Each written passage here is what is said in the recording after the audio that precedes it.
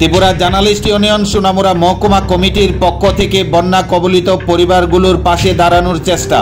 ইউনিয়নের ডাকে মহকুমার শহর লাগোয়া গ্রাম বেজিমারা গ্রামের পূর্ব কলোনি এবং পশ্চিম কলোনি এলাকার বন্যা কবলিত মানুষগুলিকে স্বাস্থ্য পরিষেবা প্রদানের লক্ষ্যে মহকুমা সোনামুড়া সামাজিক স্বাস্থ্য কেন্দ্রের দায়িত্বপ্রাপ্ত চিকিৎসক পার্থপ্রতিম দাসের নেতৃত্বে স্বাস্থ্যকর্মীরা ছুটে আসেন স্বাস্থ্য পরিষেবা প্রদানের জন্য।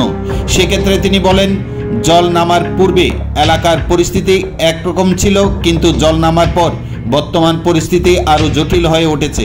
কেননা বন্যার সময় প্রতিটি বাড়িতে যে দূষিত জল ঢুকেছে সেগুলি থেকে বিভিন্ন জল বাহিত রোগের সৃষ্টি হতে পারে এবং পাশাপাশি বাড়িঘরে বিষাক্ত সাপ থাকা ও সম্ভাবনা প্রবল। তাই তিনি স্বাস্থ্য দপ্তরের পক্ষ থেকে যতটুকু করণীয় সেই সবটুকু বিষয় সাধারণ মানুষের কাছে তুলে ধরছেন এবং দপ্তরের পক্ষ থেকে যতটুকু সহায়তা করার চেষ্টা সম্পূর্ণরূপে করা হবে বলেও তিনি জানান। পাশাপাশি ত্রিপুরা জার্নালিস্ট ইউনিয়ন এই ধরনের উদ্যোগকেও তিনি স্বাগত জানান।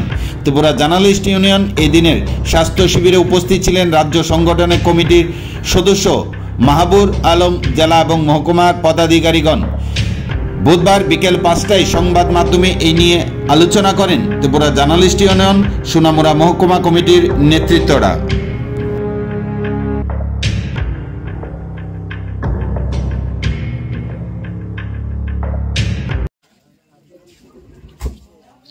বিষয়টা হচ্ছে, আপনারা সকলেই জানেন এবং আমরাও জানি যে বিগত কয়েকদিন ধরেই আমাদের পুরো ত্রিপুরা রাজ্যই ফ্লাড এফেক্টেড রয়েছে। বিশেষ করে আমাদের গ্রামীণ এলাকাগুলিতে যে নদী লাগোয়া যে এলাকাগুলি রয়েছে সেখানে কিন্তু জল পর্যাপ্ত পরিমাণে ঢুকেছে এবং জলবন্দী ছিল এই এলাকার জনগণ। তো আমরা আজকে যেই এলাকাটাতে এসেছি সেটা হলো আমাদের সোনামুড়া শহরের এক নিকটবর্তী একটা গ্রাম, যেটা বেজিমারা বলে। তো আমরা এখানে এতদিন তো তাদের পাশে ছিলাম এবং আজকেও আছি তাদের পাশে। সেটা নিয়ে স্বাস্থ্য শিবির নিয়ে আমরা এসেছি।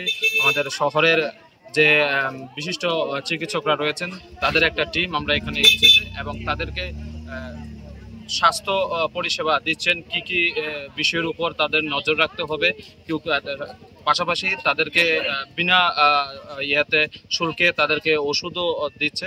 তো আমরা ত্রিপুরা জার্নালিস্ট ইউনিয়নের পক্ষ থেকে আমরা আজকের এই শিবিরটা করেছি। আগামী দিনেও বিভিন্ন স্বাস্থ্য শিবির করব এবং বিগত দিনেও আমরা এই কাজগুলি করে এসেছি। তো আমরা আশা রাখবো আমাদের এই ত্রিপুরার জনগণ যেন সুস্থ থাকে, তাদের এটাই আমরা কাম্য করব।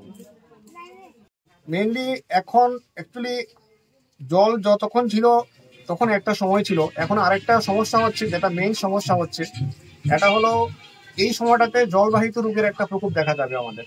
জলবাহিত রোগ, কারণ জলগুলো দূষিত হয়ে গেছে, সেজন্য এখন সবাইকে আমরা বলছি ওষুধ দেওয়ার সাথে সাথে জল যাতে ফুটিয়ে খায়, কারণ জল ফুটিয়ে না খেলে জলের মাধ্যমে আমাদের টাইফয়েড, ডিসেন্ট্রি, ডায়রিয়া, কলেরা এবং অনেক ধরনের রোগ আছে যেগুলি হতে পারে, এগুলি হওয়ার চান্স থাকে।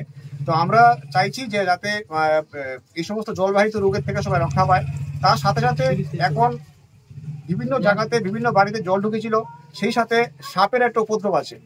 তো ওটা তো আমরা ভয় পাচ্ছি, কখন কোন সময় কিভাবে সাপ কোথায় ঢুকে আছে, এটা থেকে সাধারণ মানুষকে যখন ঘরে ঢুকবে তখন সাপে কামড়াতে পারে, এটার জন্য আমরা চিন্তিত আছি। তো সেই জন্য আমরা আমাদের স্বাস্থ্য দপ্তর থেকে বিভিন্ন সময় আমাদেরকে ফিনাইল এবং আমাদের ব্লিচিং পাউডারের ব্যবস্থা করা হয়েছে।